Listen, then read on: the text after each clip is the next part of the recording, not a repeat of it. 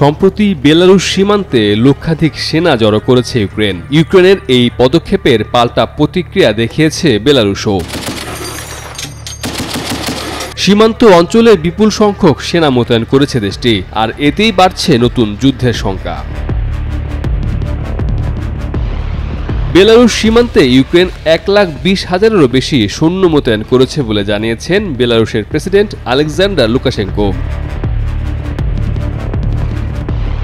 রুশ president Vladimir পুতিনের মিত্র Lukashenko জানান, ইউক্রেনীয় বাহিনী মোতায়েনের প্রতিক্রিয়ায় বেলারুশ তার সশস্ত্র বাহিনী প্রায় 1/3 সমগ্র সীমান্তে মোতায়েন করেছে। ইউক্রেন অবশ্য বেলারুশ সীমান্তে সেনা মোতায়েনের বিষয়ে তাৎক্ষণিকভাবে কোনো প্রতিক্রিয়া জানায়নি। রাশিয়ার রাষ্ট্রীয় টেলিভিশনকে দেয়া এক সাক্ষাৎকারে লুকাশেঙ্কো বলেছেন, তাদের আক্রমণাত্মক নীতি দেখে আমরা সেখানে গিয়েছি এবং কিছু পয়েন্টে সেনাদের মোতায়েন করে রেখেছি।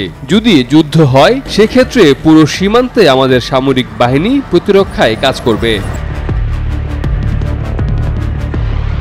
সীমান্তে ইউক্রেনীয় সেনা মোতায়েনের বিষয়ে বেলারুশের প্রেসিডেন্ট লুকাশেঙ্কোর মন্তব্য এমন এক সময়ে এলো যখন ইউক্রেনীয় বাহিনী রাশিয়ার কুরস্ক অঞ্চলে অনুপ্রবেশের পর তাদের হামলা অব্যাহত রেখেছে এবং এক সপ্তাহের মধ্যে সেখানকার দ্বিতীয় আরেকটি কৌশলগত সেতু ধ্বংস করে দিয়েছে।